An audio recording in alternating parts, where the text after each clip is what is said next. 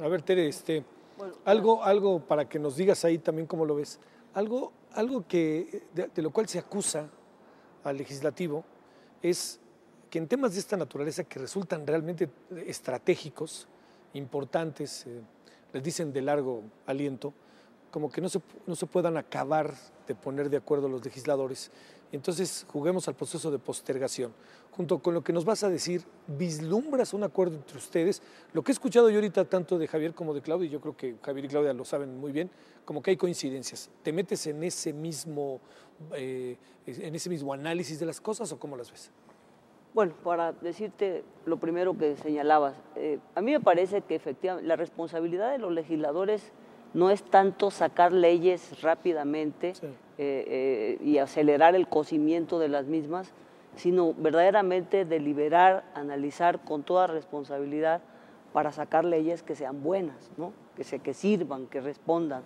No solamente, como decía Claudia, a la urgencia del corto plazo, que en el caso de esta legislación es obviamente la urgencia del el ejército de tener una claridad, una certidumbre, un marco constitucional legal para su actuación, y por el otro lado la atención de un problema que efectivamente ha rebasado muchos de nuestras instituciones por la propia crisis de las instituciones, pero efectivamente con la visión de largo plazo, con la visión además de encuadrada dentro del orden democrático mexicano conforme a la nueva la reforma constitucional en materia de derechos humanos, y que también atienda a problemas de la seguridad que están más allá de la seguridad de las instituciones. Y yo creo que ese es uno, por ejemplo, de los puntos que nosotros tenemos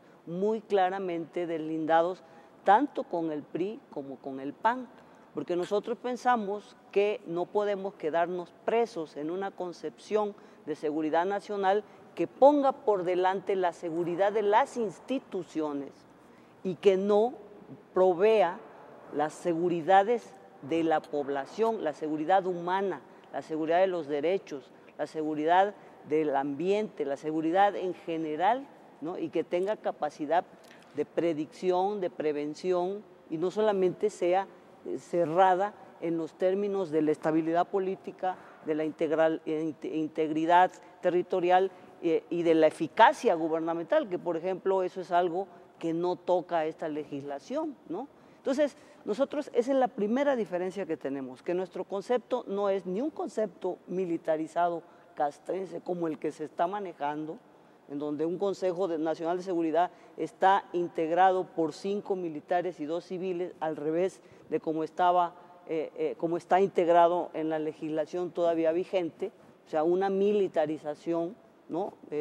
Nosotros no estamos de acuerdo con eso, pensamos que tiene que haber, sí, un marco acotado de lo que sería la seguridad institucional o seguridad de Estado, pero un marco amplio de la seguridad humana en donde quepan todas las previsiones. Ahora, el tema del marco de certidumbre para las Fuerzas Armadas no puede ser una carta blanca, ¿no? Que haciendo eco a lo que hoy señalaba desafortunadamente el almirante de la Secretaría de Marina, decir que los derechos humanos son una estrategia de las organizaciones criminales. Verdaderamente es estar todavía en el siglo antepasado, hablando y no ponerse a tono con las instituciones democráticas que son el orden constitucional que dicen que quieren defender. Estas instituciones ya están ahí. Bueno, eso no lo podemos ya hacer a un lado. Las Fuerzas Armadas tienen que entender que ese es el marco de actuación en el que deben de inscribirse, e incluso debieran asimilarlo a su propio marco disciplinario, ¿no? Y ponerse a tono con los cambios que está demandando el mundo. El paradigma de la seguridad nacional es un paradigma de Guerra Fría. El paradigma de la seguridad humana, que pone por delante la seguridad económica, alimentaria, ambiental, política, de derechos sociales, esa es la seguridad que puede llevar al país en el largo plazo, en el medio y largo plazo, pues a un esquema verdaderamente de certidumbre. Sí. No un marco como este, que en realidad nos deja más incertidumbres que certezas, ¿no? Oye, eso ha sido... la impresión que tengo de lo que quiso decir también el secretario de la Marina, que ahora sí que estamos, lo que quiso decir, ¿no? Pero es que él dijo algo... Hay que traer a Rubén Aguilar. A Rubén Aguilar para ver qué quiso decir. Lo que quiso decir, ¿verdad? Mi impresión es que algo que dice debe de ser tomado en consideración. Dice que algunas ONGs son usadas. Y yo creo que eso es un asunto en donde de repente no lo podemos saber, ¿no? Pero es un asunto que están muy claras quiénes son esas ONGs que funcionan, que juegan un papel muy relevante.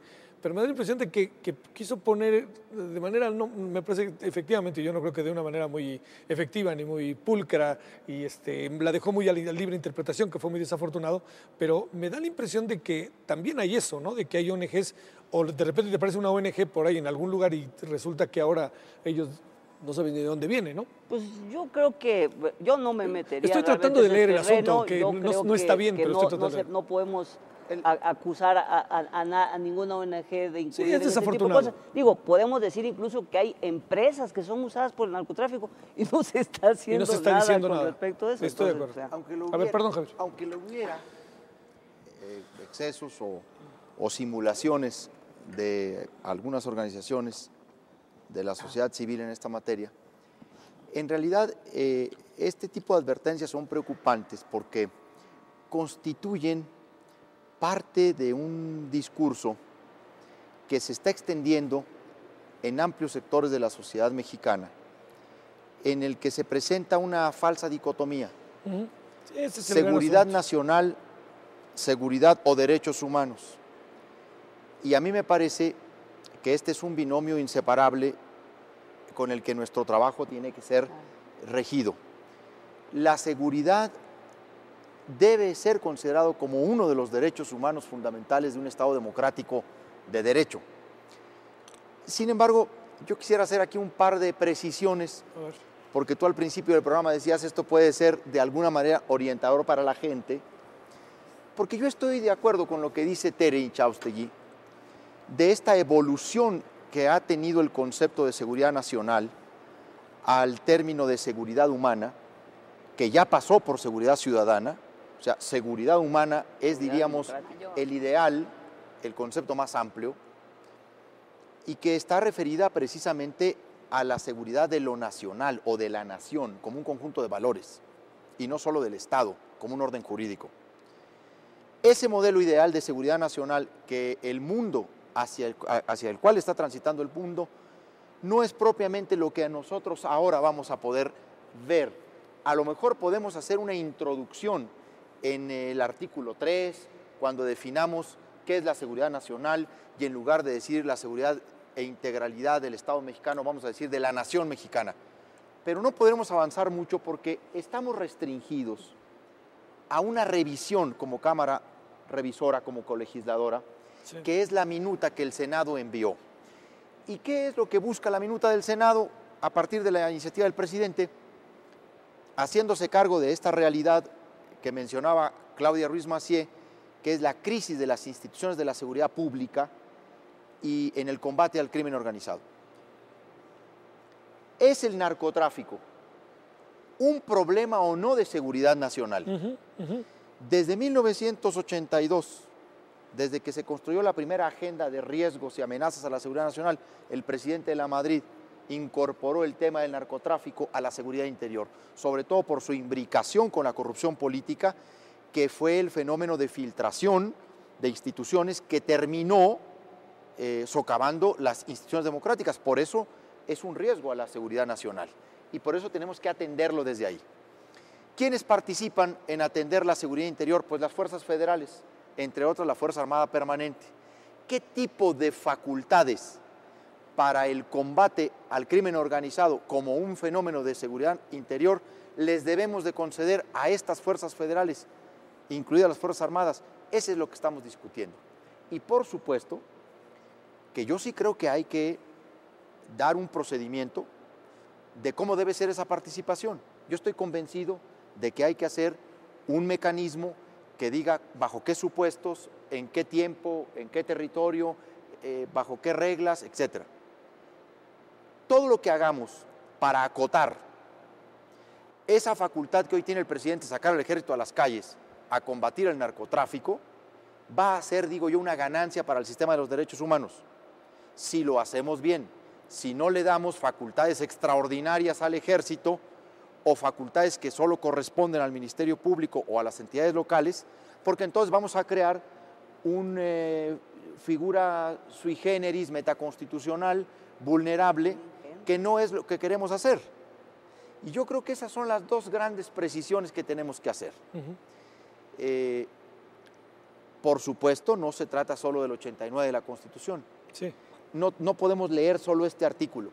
Hay que leer el nuevo 29 de la Constitución, hay que leer el 129 de la Constitución, el 21, que es la facultad exclusiva del Ministerio Público para investigar y combatir delitos, hay que ver el 16 constitucional, que son los principios fundamentales de legalidad en el país. Bueno, hay que ver una serie de artículos de la Constitución. Ese es el reto que estamos haciendo, por eso yo digo, son dos precisiones. Quizá este modelo ideal de seguridad humana hoy no lo podamos traducir en esta minuta, en otras iniciativas, en otros proyectos. Y dos, ¿es positivo poner un procedimiento para que la participación de las Fuerzas Armadas esté encuadrado legalmente? Yo creo que sí. Ahí sí no hay de otro, ¿no? Ahora, sí, a ver. Hay un punto que señalaba Javier que yo lo quisiera subrayar, que es el tema del 89, la fracción sexta, que es esto que señalaba también Claudia, del uso, de la atribución del presidente para el uso de la Fuerza Armada Permanente en casos de defensa exterior y de la preservación de la seguridad y de defensa exterior. Ese artículo metido a lo que es la paz interior o el orden interno tiene que ver efectivamente con el 29, ¿no? El 29 está reformulado también o reformado a través de la reforma constitucional que se hizo, y ahí está también muy claramente establecido, por ejemplo, que no es este uso exclusivo del presidente para atender perturbaciones del orden interno, tiene que hacerse con el concurso de todo el gabinete, con el concurso del Congreso y en su defecto porque se encuentre en periodo de receso de la comisión permanente, ¿no? Y también incluso ratificada por la Suprema Corte, ¿no? El 29 también señala cuáles son los derechos humanos que son irrestrictibles en cualquier caso, ¿no? Y no solamente plantea el tema de que no se violen, sino de que se garantice. Entonces, este procedimiento del que habla Javier debe de decir también, debe de hacerse de conformidad con el 29 y no solamente como una atribución exclusiva del Ejecutivo y contener todas las precisiones que el propio 29 plantea, como es, además de cómo se van a garantizar los derechos y cuáles son los que quedan en restricción, por supuesto, el tiempo determinado, los recursos, las metas, sí, lo que se va a lograr para que también se pueda evaluar y no por parte del Consejo mismo, que es el que ahorita en la minuta y en la propuesta que también de dictamen que presentó la Secretaría Técnica, es una atribución del propio Consejo Nacional, es decir, el mismo Consejo que integra la información, que evalúa la situación, que opera o sea, que realiza los operativos, es el mismo que se va a evaluar, pues eso no, ¿verdad? Eso es una desmesura. Entonces, eso no puede quedar así, tiene que ser el mismo Congreso, como dice el 29, el que valore si eso se extiende, si se renueva, etcétera, ¿no? En ese sentido, creo que, como bien dice Javier, esta atribución debe de complementarse con el 29 más estos otros de los que tú ya hablabas, ¿no? Sí, ese asunto de perturbación interna es delicado siempre, ¿no? Así es. Es así como sensible.